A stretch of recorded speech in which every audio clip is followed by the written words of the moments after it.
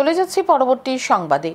সমাজ কল্যাণ ও সমাজ শিক্ষা দপ্তর এবং পশ্চিম ত্রিপুরা জেলা প্রশাসনের উদ্যোগে শুক্রবার রাজধানীর বীরচন্দ্র স্টেট লাইব্রেরিতে এক প্রশিক্ষণ শিবিরের আয়োজন করা হয়।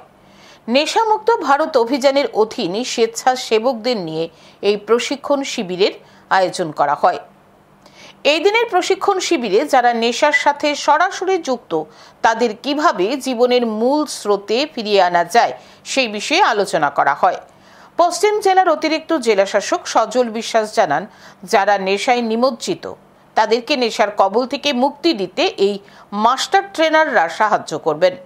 সমাজকে নেশা মুক্ত করতে তারা নিরলস প্রয়াস চালিয়ে যাবে। কি বলছে শুনে নিচ্ছি।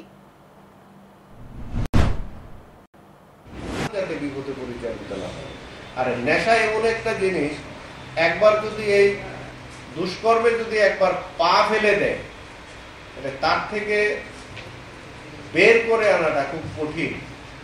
বারবার তাকে ওই পথে পরিচালিত করে। তো এই পথ থেকে বেরিয়ে আসার জন্য কোনো কোনো ক্ষেত্রে বাই ফোর্সও করতে লাগে।